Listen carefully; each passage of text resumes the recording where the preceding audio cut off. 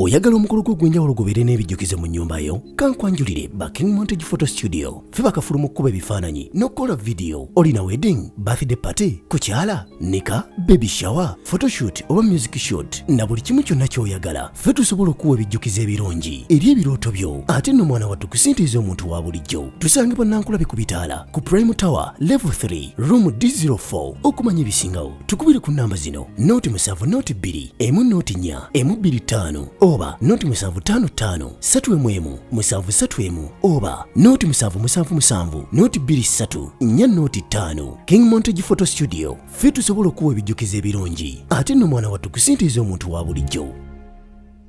Africa we bamanyi nga people power soldier naye nga nze Mr. Africa yabayimbira obuyimba bwe mbadde mulaba mu struggle ne mu nnyimba z'ensi nga bakalakata osobola n'oluyimba lwa Kyagulanyi lwe bayita coronavirus symptom mu Lunyarwanda. Kiki ekikuleese mu kamera zaffe olwaleero? Waliwo abaami abamanja ssente mu mbeera eno gye ndimu so nga sisobola afazaali nfa okudda mu kkomera gye nali. Nsazeewo neekubire ku mulanga abantu basobole okunnyambako kubanga embeera gye ndimu tosobola kujja n'ogamba muno bigambo ebyo bye ngenda obbabulira. Baani abakubanja? Waliwo ssente ze nakozesa mu campaign trailer yaggwa ezaali za bajjo nga tutunda twali mu production za t-shirt, nkofiira n'ebirala byonna, naye ssente ezo zaafa ne batukwata. Kati ate omuntu oyo yennyini eyaliwo nga bankwata teyasobola nakunjija mu kkomera. Ate nvuddeyo mu kkomera ntandika obulamu siina na gyendya ajja agamba nti bwe simuwa miliyoni ze 10 ate anzizayo mu kkomera.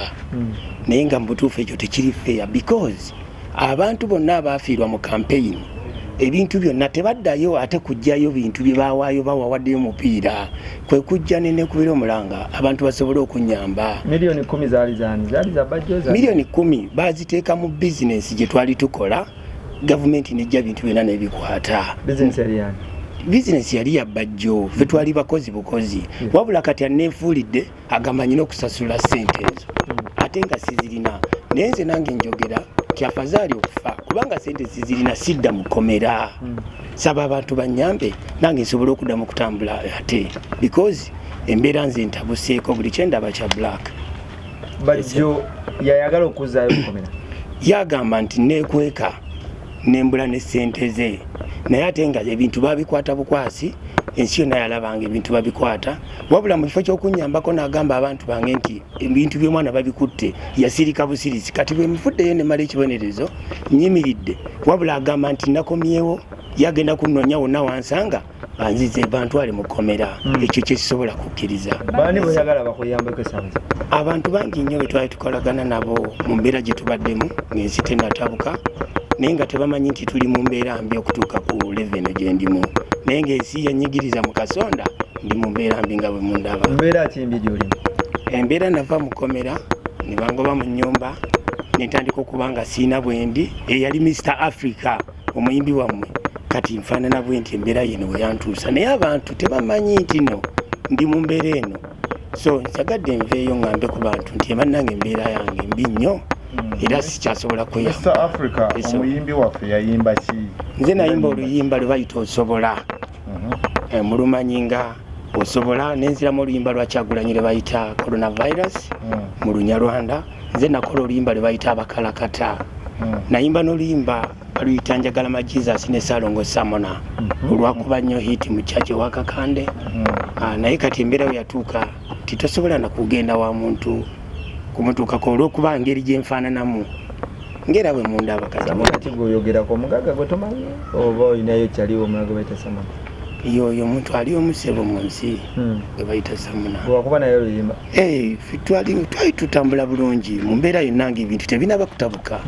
So ngezezaako pushinga music lwakuba n'embeera eriwo kati mwena gye mumanyi yensindikiriza okutuuka ku kisenge. Wavaayo mu kkomera Samona toddangamu okwogerako naye? Mbadde siina bwe mutuukako. Waliwo bridge nene nnyo ku basajja abo ab'amaanyi ng'obadde oli mu mbeera mbi abatasobola kulaba mpaka nga ye yakunoonyeza.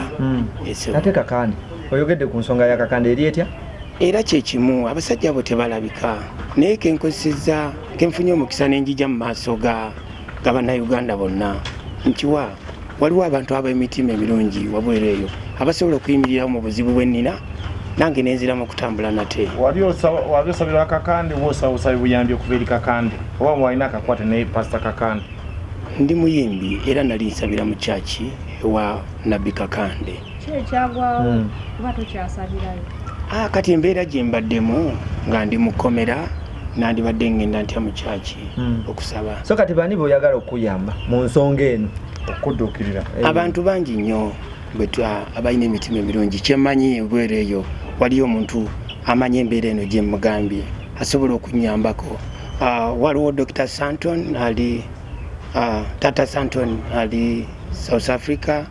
Wabwe twakolagananga nabo waliwo Kacha the Bank. Nsaba bannange kubanga balina emitima emirungi. Abantu abalina emitima emirungi bangi. Waliwo Dumba ali South Africa, waliwo ne Goro. Abantu bangi nnyo ne besobola kwogera.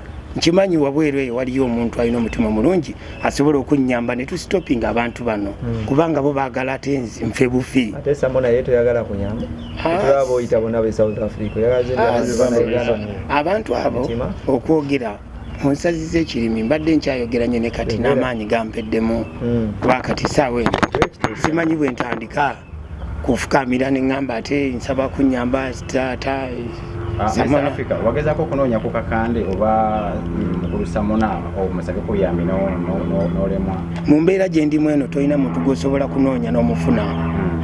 Mbadde nsaba buli yenna yenna asobola okunnyambako annyambe kubanga embeera gye ndimu si nnungi.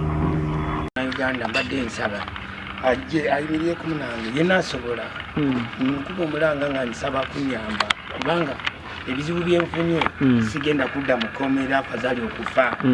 Nsaba Bannayuganda muyimirire nange this time because Bobi Wine fukamidde nsaba kunnyamba. Mama Fina, Samona, Kakande, Nabbi Kakande embeera gye ndimu okudda mu kkomera afazali nfa. Mwebale nnyo mwebale.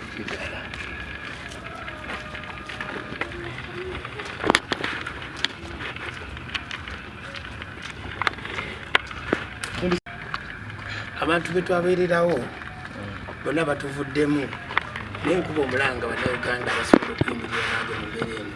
Nsaba munnyambe kubanga embeera gye ndimu sidda mu kkomera afazali okufa.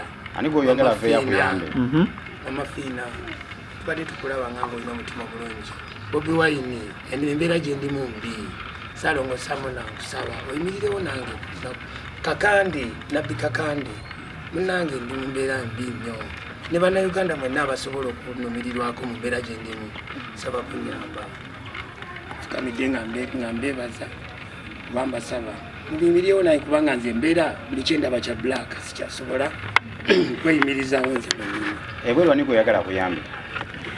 Angi abantu bonna amasimu bagajjako tolina kati siina muntu kwentandikira kubanga ne gwokubira abalowooza oyagala mmere ya lockdown. Kacyanga bantu bansiba banteera wakati mu lockdown nenva mu kkomera nga siinawe mu nandio dinangoba kubanga nali sina sente. Bwe banaabavudde ne bakuyamba ebyokwetta ogenda bivaako? Kama wange njagala kuddamu ntambule mu bulamu bwange bwe nalimu nsobole okunanga okubaako ng'omuntu ng'omuyimbi gwe baali bamanyi East Africa ne kati sikyali muyimbi oyo ndaba buli kimu kikonna.